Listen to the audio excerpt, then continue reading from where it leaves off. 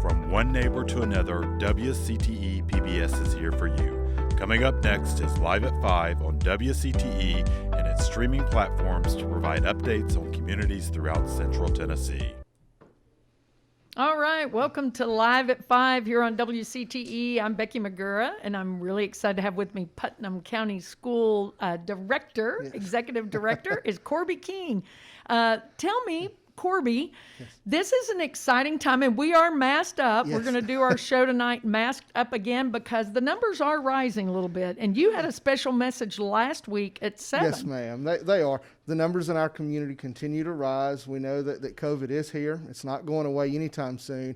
And I join with Mayor Porter and Mayor Shelton and the other community leaders and encouraging everyone to wear your mask, to mask up. We do believe that that's an effective way to help mitigate the spread of COVID in our community.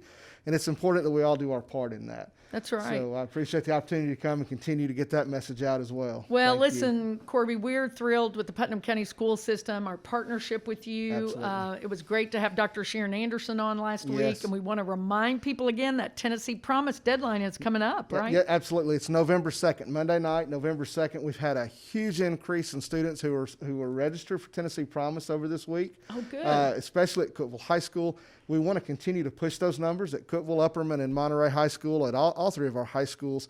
That's such an important step for our seniors, regardless of what they intend to do after school, because you never know what's going to happen. Right. So just to have that opportunity to be there to meet the requirements for that Tennessee Promise is very important for our seniors. And that gives you 2 years of funding to a community college. And what I appreciated about... Or TCAT, that's right. Yes. And it's not just Putnam County. I appreciate you making sure we're talking about Putnam County, but our viewing audience goes really far out. It's for any Tennessee high school senior? Any high school senior in Tennessee. Okay. Yes, ma'am. And Corby, Sharon talked about the fact that if you don't make this deadline on November 2nd, then you don't get a chance to get back in. That's correct. This is a hard deadline. So if this is something you have an interest in, you need to get registered. You need to make that deadline by Monday night, November 2nd, or the opportunity's over. Awesome. Okay. So do that and know that even if you think, well, I may be going to a 4-year college, I may not want to go to the 2-year college or TCAT.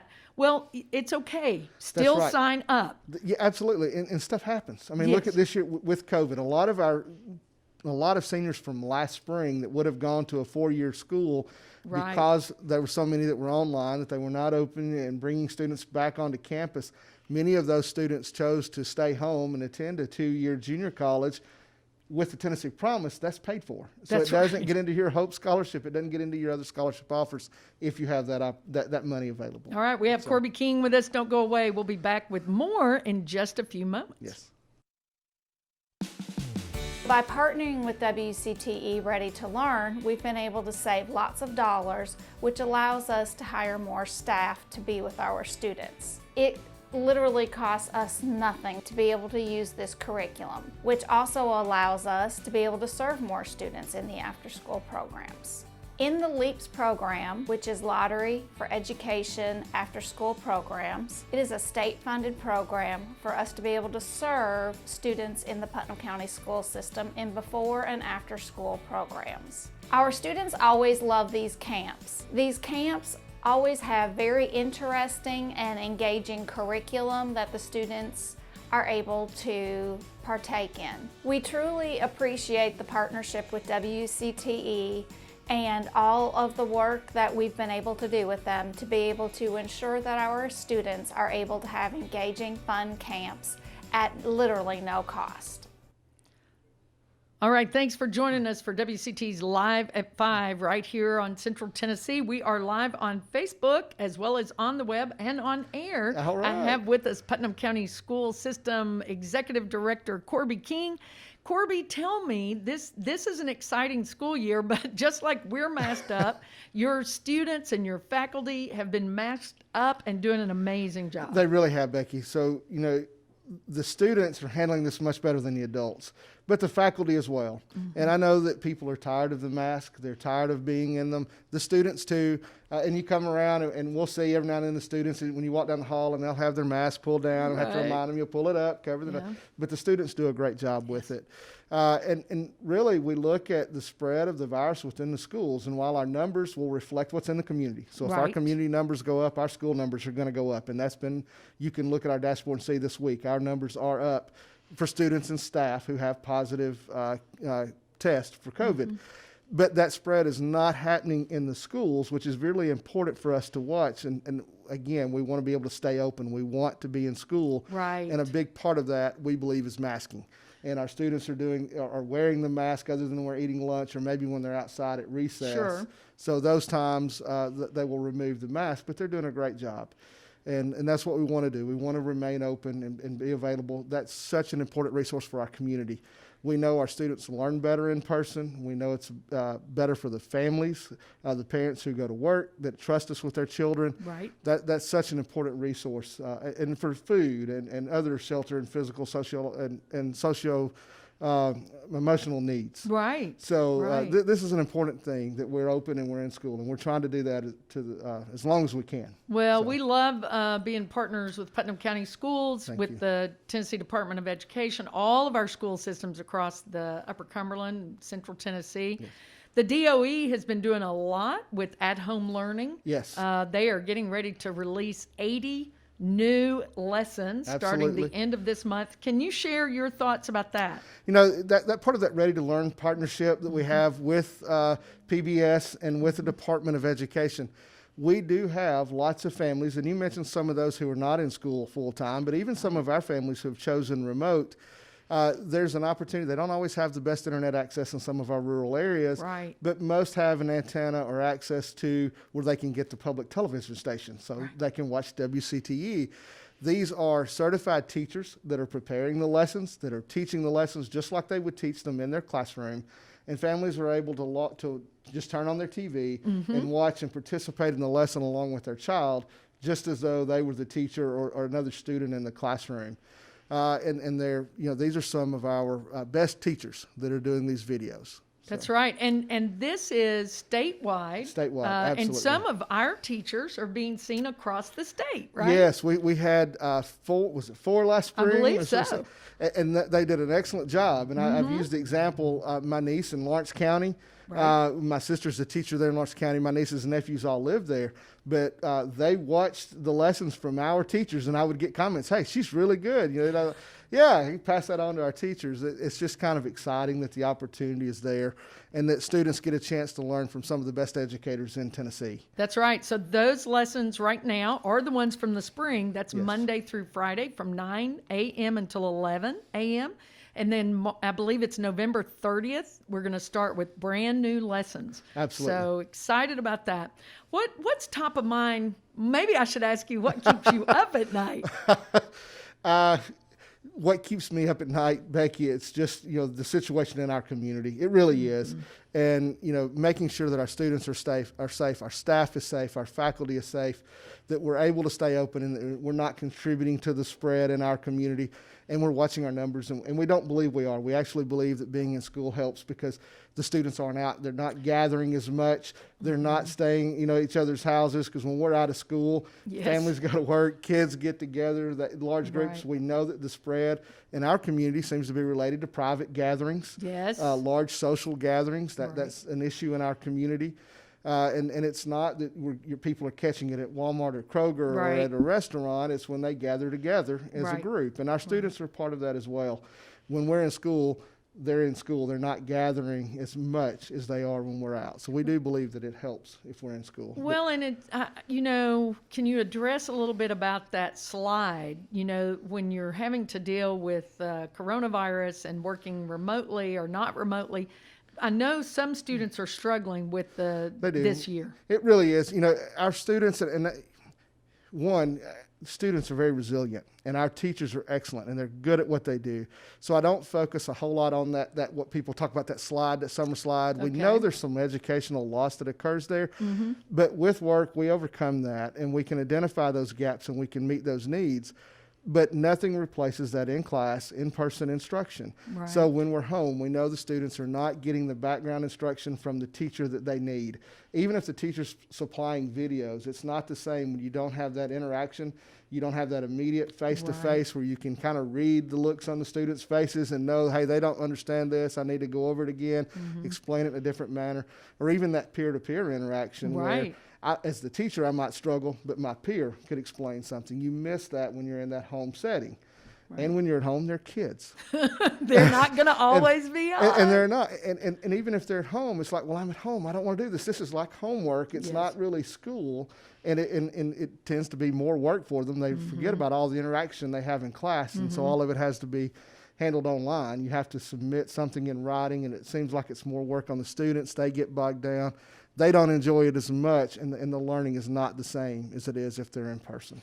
So, Corby, in the minute we have left, what message do you want parents? I know report cards came out. What do you want parents to know? Just, continue to interact with your teachers. Talk to the teachers.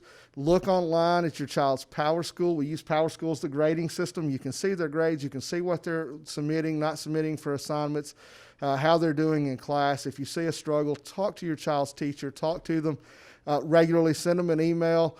Go in, make an appointment. They'd be happy to work with you to keep your child current and up to date academically. Do you go through the teacher or do you go through the counselor? Go through the teacher. Every teacher, every class that they have, every teacher's email address is easy. It's right there in Power School.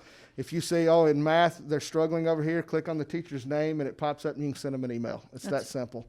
And the teachers will respond typically within 24 to 48 hours. Teachers get back to parents, and they're happy to work with you, work together to help your child.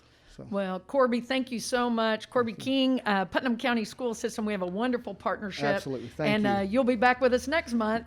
Hopefully we can, the numbers will be down. We can take our mask back off, but right now we're not going to do it, and we encourage you to do the same. We'll be back in just a few moments to learn about UCHRA's Weatherization program, so don't go away.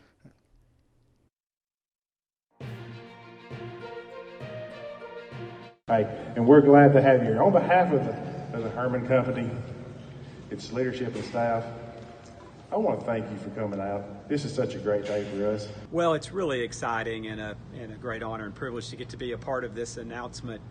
Herman coming to the Upper Cumberland and this great facility and the $65 million investment that they've made here in White County and in the Upper Cumberland is a great testament to the efforts of so many, including our economic and community development leaders and the Highlands Initiative, and certainly the folks here in White County, led by Mayor Robinson and our county executive, Danny Wayne Robinson. And so congratulations to them. The real winners are the people of the Upper Cumberland, because we're going to see 200 really good, high-paying jobs right here in our community. And of course, the ripple effect of that across our economy will be fantastic. Herman choosing White County and the Upper Cumberland bodes well for the future. As we heard one of the speakers say, great businesses like this tend to follow one another, and so when they see Herman choose this location, it probably bodes well for future similar relocations or locations of industrial facilities and business opportunities for people here in the Upper Cumberland. And so seeing them succeed will only bring about greater success going forward. Now you're going to say, why is that important? It's very important to us because the General Assembly funds our budget every year. We would not have the tools, the recruiting tools, the incentive tools to bring great companies like Herman to this community. We just could not be as effective without those partnerships. This project is a great example. Tennessee and White County knew that this was a promising site for development. It is well located with a strong local workforce, good access to the airport. State officials made improving this area part of their development strategy. And the ARC was able to provide funding for the water infrastructure here to ensure that when a great prospect came along, that this county had what it needed by way of infrastructure to make it happen. There's an organization out there called the Business Roundtable. It's an association of presidents and CEOs, really some of the biggest companies in America, Amazon, ExxonMobil, all of these companies. It says, we believe that the free market economy system is the best means of generating jobs, a strong and sustainable economy, innovation, a healthy environment, and economic opportunity for all. While each of our individual companies serves its own corporate purpose, we share a fundamental commitment to all of our stakeholders. We commit to delivering value to our customers, investing in our employees, dealing fairly and ethically with our suppliers, supporting the communities in which we do business, and generating long-term value for our shareholders. Each of our shareholders are essential. I was able to participate in Leadership Putnam this year, and we have to do a community service project, and for that project we renovated a press box, and that press box needed some garage doors on it. And I asked Cameron if he would be willing, him and Herman would be willing to participate and donate those. He not only said yes, when the day came to install those doors, the president of Herman, Cameron, the plant manager, Jeff, and Cameron's son, right over here, Harrison, spent a full Saturday putting these doors in. And that absolutely blew my mind, because Cameron, that really, I think, speaks to your leadership and your investment in the community. You could have easily arranged someone to do that, and I thank you from the bottom of my heart. Congratulations. Wow, what a beautiful facility that Herman Manufacturing is in White County. Congratulations to you, Sparta and White County, and we're so thrilled with that and hope to hear more about those 200 jobs that will be coming our way. What a tremendous, tremendous day that was. I am really happy to have with me Tommy Simcox. Tommy is from Overton County. He is the Upper Cumberland Human Resource Agency Weatherization Manager. And Tommy, thanks for coming in. Thanks for masking up. We're trying to stay safe in this pandemic. It's kind of a challenge, isn't it? It is. Nice to be here. Thank you for inviting me. Thank you. So tell me, tomorrow is Weatherization Day, I believe, right here. And when this airs again, it's live right now. It'll air again on Friday. This is an important day. What does Weatherization Day mean? Well, it was created a few years ago to highlight the importance of weatherization on homes, especially for lower income clients, to help both financially and health-wise. We do several health measures, and we've seen some good results from that. So maybe a senior citizen or someone else who might be out in our rural communities, we have a wide range on our broadcast as well as on our social media. So when you say weatherization, what are some of the things you do or look for? Okay, we actually go out and do a pre-audit on the home, and that consists of basically measuring the house. We look at it pretty much from top to bottom. We're looking for insulation, air leaks, bad windows, bad doors. We do heating and cooling. We run into a lot that have substandard or faulty heating and cooling units. Sure. And that's a big expense, as you know. We have several health and safety measures we also do, and we kind of go out and do the pre-audit on the home and do a work order from there. Wow. And are there funds available then to help people mitigate some of those issues that you might find? Oh, yes. Fortunately, this year, we've received additional funding. It seems like we never have enough money to serve everybody that we need to, but this year's been good to us. Well, that's good to hear. You know, I know, and maybe some of the folks who are watching or on our social media site or our website, maybe they don't need it, but they know someone who does. Right. How do they handle that? They, of course, they can do it by word of mouth, but the best way to handle that, we serve all 14 Upper Cumberland counties. We have an office in each county, and I would encourage you to call the county and set up an appointment. Due to this COVID thing, it's a little more restrictive than it used to be. Sure. But set up an appointment to sign up for it. It is basically income-based, doesn't look at assets, it's just looking at your yearly income.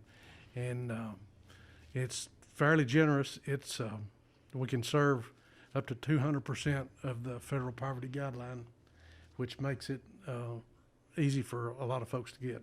Oh, wow, that is tremendous. So Tommy, if they just want to learn more about it, where do they go find out more about the UCHRA weatherization program? Okay, you can go to our website, uchra.com.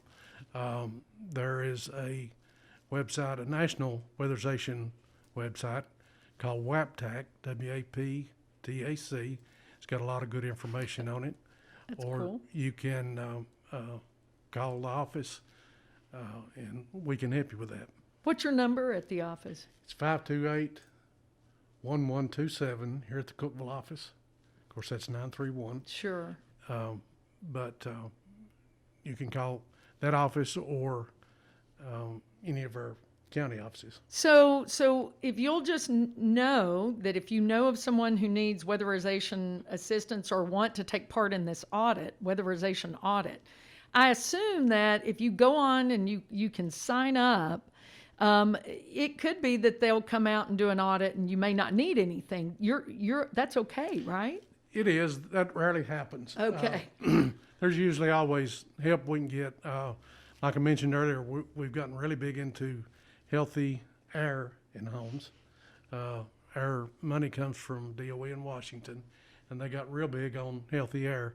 And we've seen people, especially with lung issues, breathing issues, Yes. that it's really helped out. Of course, we have other health and safety measures too, smoke alarms, carbon monoxide, try to alleviate falling hazards, trip hazards, and that type of thing. Wow. Okay. Those are really important pieces for you to look at. So it's not just seeing whether your windows are caulked well enough, right? It's Right. not that. Right. There's a number of things. So what are some of the other health issues that you worry about? The big thing is like carbon dioxide. That's you hear of it more and more people falling victim to it, but it and air quality that's our big things. Okay. Coming up, we're not there yet, but coming up, we're gonna be hitting winter. And in our area, one of the things I do worry about are people who may be in a rural community, sort of sheltered, and may not have appropriate heating. Exactly. How can you address that? We do everything in heating from repairing units to installing completely new units, replacing cooling as well, air Okay. conditioners. We work some on central heat and air. Sometimes we can replace it. And the new mini splits are beginning to get popular, and we're starting to replace some of those also. Now, Tommy Simcox. He's from Overton County, the weatherization manager for UCHRA. How did you get into this line of work? Well, I've had a background in building about all my life, and got interested in weatherization and heard about an opening that UCHRA had back in 2009 when all the stimulus money was going on. Sure. And I joined UCHRA at that time. I bet you've seen some really incredible success stories through this program. Is anything just top of mind? Biggest thing is, of course, we visit a home on the pre-audit, and we do a post-audit after the work's done. And the state also comes out and monitors our jobs. So sometimes we're at jobs 4, 5, or 6 months later. Oh, wow. And, hearing good stories about how much they're saving on their utility bill. I've had a couple of issues where people had asthma and talking about, they're not in the hospital as much now, they're not in the doctor as much Wow. as they used to be. And that's really satisfying to be able to help people. That's tremendous. Well, thank you so much, Tommy, for coming. Thanks to UCHRA for offering this weatherization program. And don't forget, October 30th is the day. So kick it off. Help us spread the word. Thanks, Tommy. We'll be right back with Sam Gray. Thank you very much. As school districts across the country bring children back for full-time in-person learning, many parents have concerns, including whether their kids might transmit the virus to their families, friends, and teachers. Research has been done on this question. All the data that's accrued suggests that young children in particular, are less likely to transmit their virus. That doesn't mean they can never transmit the virus. So there are a lot of things that need to be taken into consideration as we try to reopen schools and reopen communities. And that includes what the local prevalence is, what the ability to maintain social distancing, all those things. While children are less likely to transmit the virus, the more people children interact with and the longer that interaction, the higher the risk of COVID-19 spread. That's why mask wearing, social distancing, and other precautions are important for children as well as adults.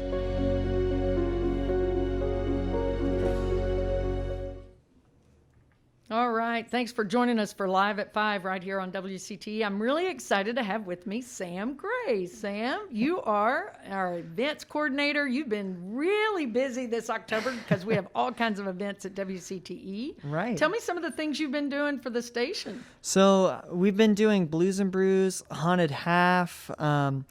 What is the other one we just finished up? The Bob Ross. We got to paint a little bit, right? Yeah. And all of those were virtual. Well, the Bob Ross, we had a few small gatherings, not very many, and people were really good to mask. But it's been a really unique time, hasn't it? Yeah, it has. We've been trying to get out with the community. I know one thing we're wanting to promote is we're wanting to promote safety for Halloween. That's right. One of those things is we know Hip Cookville always does the treat trail in Dogwood.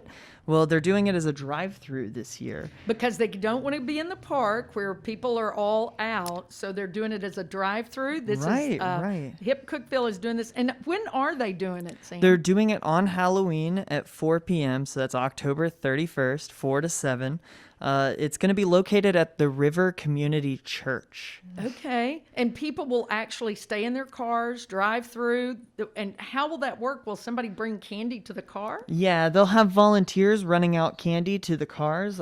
They're still recommending that people in the cars use face masks and any kind of hand sanitizer that you may have. The volunteers themselves will have hand sanitizer as well. Great. That's great. So it kind of works like a COVID test, only you're going to get candy, which Exactly. is pretty cool. So that's one thing that's happening. I know that Habitat for Humanity is doing their Cooking on the Square differently. Right. Yeah. So they're still doing it. They actually have an online auction to go with it as well. They're trying to reach $100,000 for donations, and that's without the auction being included in it. I know that actually ends the day of their event. Which is that the 30th? The 30th, this Friday. Okay. Mm-hmm. Awesome. And so that's Habitat. You know, Cooking on the Square normally is that wonderful where you get gumbo and you get your own bowl. And I know they were trying to do some things because that money raised goes to building homes right here in our area. So they're actually providing free coffee and free king cake from Soulcraft and Great Harvest bread. So I know where I will be at Friday. That sounds terrific. And where do you go to drive through? So that's actually at First Presbyterian Church from 11 a.m. to 1:30 p.m. Okay, terrific. Okay, and that's tomorrow. So if you're watching this after, you could still go online and probably participate in the online auction. They're ending the auction on the 30th, so on Friday. I believe at 1:30, whenever they end handing out the free food and free coffee, they'll also end the auction as well. Well, you know, we want you to stay safe. That's the whole point of this. This is a difficult time. So, Sam, give us that Hip Cookville trick-or-treating option again. Oh, yeah. So they're actually debuting their Hip TV as well. So they're going to have a live stream of it on Twitch TV. Okay, and that is on Saturday, October 31st from 4 until 7. If you want to participate in your car, drive through the River Community Church. Right. Well, Sam, we're going to be out of time here. You going to be trick-or-treating? I think I will be, yes. Awesome. All right, everybody stay safe, mask up, and just be sure to join us next time for Live at 5. From one neighbor to another, WCTE PBS is here for you. Join us again tomorrow for today's show to re-air again at 5 p.m. We will return with a live news show on Thursday of next week at 5 p.m. Thank you for watching.